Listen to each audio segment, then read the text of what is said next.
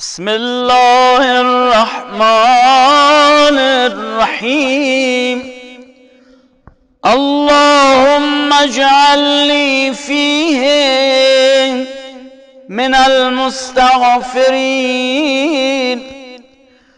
واجعلني فيه من عبادك الصالحين القانتين واجعلني فيه من أوليائك المقربين برأفتك يا أرحم الراحمين.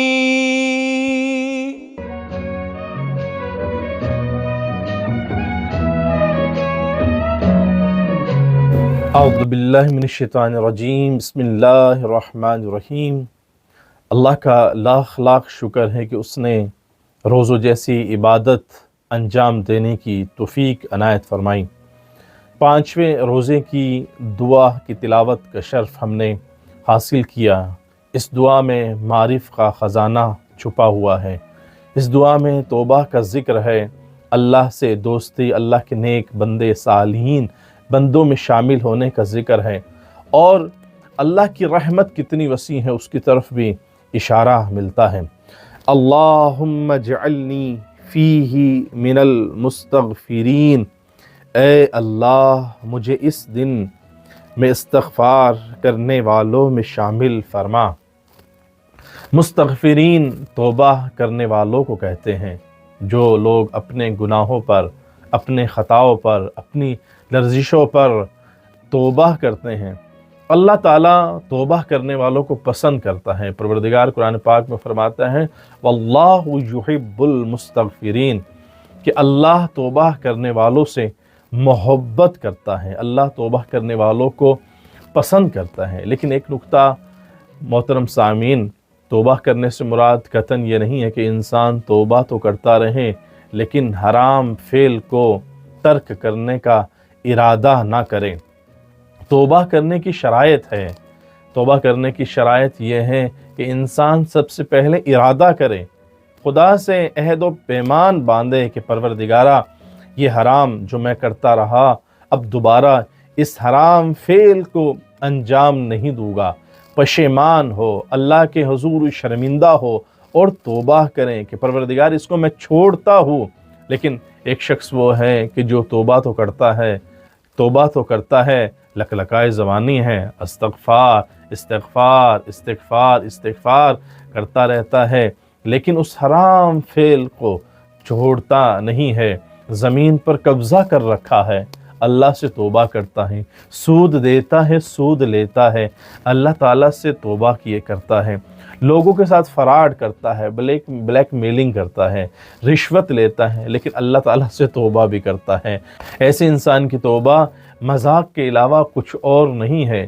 توبہ کی شرط یہ ہے کہ سب سے پہلے ایک انسان اللہ تعالیٰ کے ساتھ عہد و پیمان باندھے، حرام کام کو چھوڑنے کا عہد کرے، اس کے بعد اللہ تعالیٰ کے حضور پشیمان ہو کر، شرمندہ ہو کر توبہ کرے۔ لیکن یہاں پر ایک نکتہ آپ کی خدمت میں ذکر کرتا چلوں کہ کچھ جوان ہم سے سوال کرتے ہیں، کہتے ہیں مولانا صاحب ہم توبہ کرتے ہیں، ہم حرام کام کو ترک کرنے کا ارادہ بھی کرتے ہیں، اللہ تعالیٰ سے عہد و پیمان بھی کرتے ہیں، ہم شرمندہ بھی ہوتے ہیں، پشیمان بھی ہوتے ہیں، لیکن کیا ہوتا ہے کہ پھر دوبارہ وہ گناہ ہم سے ہو جاتا ہے۔ ہم نے ارادہ کیا ہوتا کہ ہم یہ گناہ نہیں کریں گے، لیکن پھر ہم سے وہ گناہ ہو جاتا ہے۔ اس کا حکم کیا ہے؟ آیا کیا مولانا صاحب ہم توبہ کرنا چھوڑ دیں؟ نہیں جوانوں، قطعاً نہیں۔ توبہ کرتے رہیے، توبہ کرتے رہیے، ارادہ آپ کا پختہ ہو حرام کام کو چھوڑنے کا، اور اس کے ساتھ توبہ بھی آپ کرتے رہیں۔ اگر دوبارہ وہ کام ہو جاتا ہے، اگر وہ دوبارہ غیر دانستہ طور پر دوبارہ وہ کام، وہ فعل حرام آپ سے ہو جاتا ہے تو دوبارہ توبہ کیجئے۔ آپ کو 1000 مرتبہ توبہ آپ نے کی ہو، 1000 مرتبہ آپ نے اس گناہ سے توبہ کی ہو، اگر دوبارہ وہ گناہ ہو جائے پھر اللہ تعالیٰ سے سچے ارادے کے ساتھ توبہ کیجئے۔ کبھی بھی اپنے دامن کو، اپنے ہاتھ کو توبہ سے دور نہ کیجئے۔ یہ توبہ ہے کہ جو ایک مومن کے لیے ہتھیار ہے، مومن کے لیے اسلحہ ہے، جس طرح ایک دعا مومن کے لیے اسلحہ ہے، یہ توبہ کرنا بھی مومنین کے لیے اسلحہ ہے۔ ایک مرتبہ رسول خدا کی خدمت میں ایک شخص حاضر ہوا، کہا کہ یا رسول اللہ تنگ دست ہوں، میرا رزق کم ہے، مجھے کوئی چیز تعلیم دیجئے۔ رسول خدا صلی اللہ علیہ وآلہ وسلم نے فرمایا کہ جاؤ زیادہ سے زیادہ استغفر اللہ ربی واتوب الیہ کی تلاوت کیا کرو۔ پھر ایک اور شخص آیا، کہا کہ یا رسول اللہ بیمار ہوں، بیماری میری جان نہیں چھوڑتی۔ رسول خدا صلی اللہ علیہ وآلہ وسلم نے یہی ذکر تعلیم فرمایا۔ پھر ایک اور شخص آیا، کہا کہ مشکلات میں، مصیبتوں میں گھرا ہوا ہوں، بدسکونی ہے، میری زندگی میں سکون نہیں ہے۔ رسول خدا نے کہا کہ جاؤ زیادہ سے زیادہ استغفر اللہ ربی واتوب الیہ کی تلاوت کیا کرو۔ ایک صحابی نے پوچھا یا رسول اللہ جتنے بھی اشخاص آپ کے پاس آئے ہیں آپ نے سب کو ایک ہی نسخہ بتایا ہے۔ تو رسول خدا نے فرمایا کہ دنیا کا ہر کام استغفر اللہ ربی واتوب الیہ پڑھنے سے آسان ہو جاتا ہے۔ کوئی کام ایسا نہیں ہے کہ جو مشکل ہو اور اللہ تعالیٰ سے انسان استغفار کرے اور وہ آسان نہ ہو۔ رسول خدا صلی اللہ علیہ وآلہ وسلم خود معصوم ہے، آپ نے کوئی گناہ نہیں کیا زندگی میں، حتیٰ کہ رسول خدا سے کوئی ترک اولا بھی نہیں ہوا، لیکن پھر بھی آپ صلی اللہ علیہ وآلہ وسلم دن میں 70 مرتبہ استغفر اللہ ربی واتوب الیہ کی تلاوت فرمایا کرتے تھے۔ پروردگارہ ہمیں بھی توبہ کرنے کی توفیق عنایت فرما اور اپنی زندگی میں استغفر اللہ کا وظیفہ اپنانے کی توفیق عنایت فرما۔ وَاجْعَلْنِي فِيهِ مِنْ عِبَادِكَ الصَّالِحِينَ الْقَانِتِينَ، اور مجھے اپنے نیک اور فرما بردار بندوں میں شامل فرما۔ پروردگارہ مجھے اپنے نیک بندوں میں، عبادت گزار بندوں میں قرار دے۔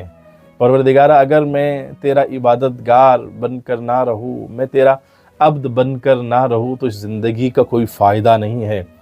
تو عبد کو بہت پسند کرتا ہے۔ یا اللہ میں کوئی امام بن نہیں سکتا، جتنی عبادت کروں، جتنی تمرین اور ریاضت کروں، میں کوئی رسول، کوئی نبی بن نہیں سکتا، لیکن پروردگارہ میں عبد بن سکتا ہوں۔ میں تیری عبادت کر کے، میں تیری اطاعت کر کے تیرا عبد بن سکتا ہوں۔ اور تجھے عبد اتنا پسند ہے کہ کلمے میں جب رسول کو تو نے پکارا، رسول کا کلمے میں جو نام لیا، کہا اشہد ان لا الہ الا اللہ وحدہ لا شریک لہ واشہد ان محمدا عبدہ ورسولہ، پہلے عبد کہا اپنے رسول کو، پہلے عبد کہا اپنے محبوب کو، بعد میں جا کر رسول کہا۔ لہذا اللہ تعالیٰ کو عبودیت بہت پسند ہے۔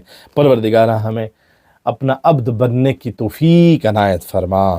وَاجْعَلْنِي فِيهِ مِنْ أَوْلِيَائِكَ الْمُقَرَّبِينَ، اور مجھے اپنے ان اولیاء، یعنی اولیاء سے مراد دوست، اور مجھے اپنے ان اولیاء دوستوں میں شامل کر لے جو تیرے مقرب ہے، جو تیرے قریب ہے۔ پروردگارہ میں تیرا دوست بننا چاہتا ہوں۔ پروردگارہ مجھے قرب عطا فرما، مجھے اپنا قرب عطا فرما، مجھے اپنی دوستی کے لائق بنا دے۔ فتح یا ارحم الراحمین، اپنی شفقت کے ذریعے اے سب سے زیادہ رحم کرنے والے، اے پروردگارہ تو سب سے زیادہ رحم کرنے والا ہے، اس ماہ رمضان المبارک میں مجھ پر رحم فرما۔ پروردگارہ تو وہی ہے کہ جو 70 ماؤں سے زیادہ ہم سے محبت کرتا ہے۔ پاک میں خود فرماتا ہے وَالرَّحْمَةِ وَسِعَتْ كُلَّ شَيْءٍ، کہ میری رحمت تمام چیزوں پر وسیع ہے۔ پروردگار اس ماہ رمضان المبارک میں ہم پر رحم فرما، اپنی رحمتوں کا نزول فرما، تاکہ ہم تیرے دوستوں میں، تیرے مقربین میں، تیرے صالحین بندوں میں شامل ہو سکے۔ وَمَا عَلَيْنَا إِلَّا الْبَلَاغُ الْمُبِينُ والسلام علیکم ورحمۃ اللہ وبرکاتہ۔